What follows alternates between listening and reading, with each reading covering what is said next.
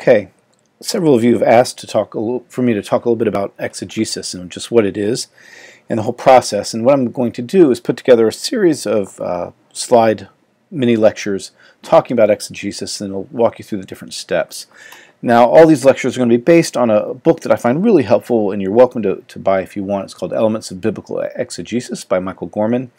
And this is kind of excerpted from that, but very much based on his very useful ideas of what we're doing with exegesis. So let's start by talking just a little bit about the definition of exegesis, even though in some ways you'll know more about what exegesis is by doing it than just by looking at definitions. But it comes from this Greek word which means to lead out.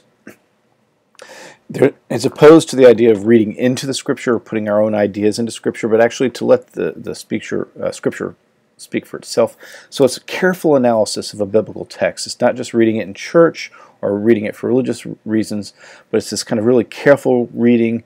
You're also going to think about it and write about it, and usually for small sections. That is, we don't focus on exegeting 4 or 5 chapters, but some small section or subsection of a set. So those are some definitions of exegesis. Now, there's 3 different ways of thinking about exegesis. One is a form of investigation, as a form of conversation, and even as a kind of art. So let's talk about investigation first. You'll get some more definitions here. It's a careful historical, literary, and theological analysis. It's this real close reading. And what's important here, I think, is it talks about all the parts of a text. So what words are used, what order, what the genre is, and you take and look at all the little pieces together and then try and understand them within the context of the whole. So for an investigation, what you're really trying to do is let the text talk to us in its own terms, its own context, with its set of questions and its audience. That's not to say that it can't speak to us in a very different context 2,000, 3,000 years later, but we have to understand it in its own context, its own questions. So it's all dimensions of a text. And you might just always start with this kind of basic question. What's going on here? What's this about? Who's writing it? Why are they writing it? Who's the audience? And so on.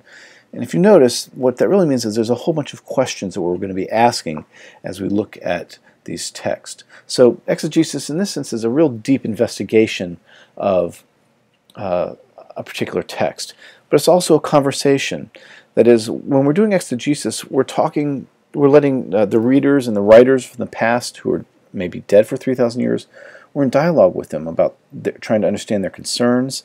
And we're also in dialogue with people nowadays who are trying to exegete these texts and understand them in deep ways. So it actually requires listening both to the people in our class and to the voices of these people 2,000 or 3,000 years ago, even if we disagree with them.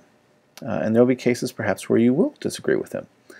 And of course, any conversation requires a shared vocabulary. We actually have to be able to be talking the kind of same language and sometimes the same tools for our conversations. So all these things, good listening, shared vocabulary, is a part of the conversation of exegesis.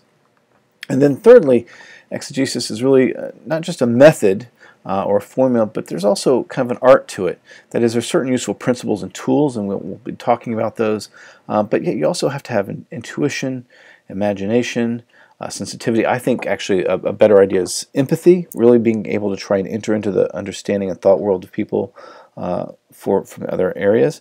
And what we'll do is we'll actually develop these methods, but when you really get good at this, you begin to use them in different ways, in ways that it's more like an art, like knowing how to paint a good picture.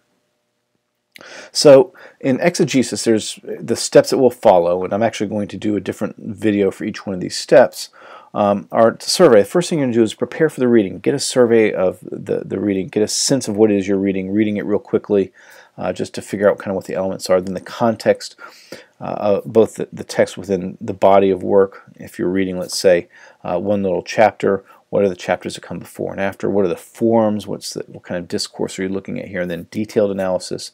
And then as you've looked at all these small pieces, you begin to synthesize, put these pieces back together, and then reflect, and then actually expand and refine the exegesis as you go. And you may actually then go back to the very beginning and redo some things. So those are the kind of steps, and there'll be a different video for each one of them. But this is a basic overview then of what exegesis is.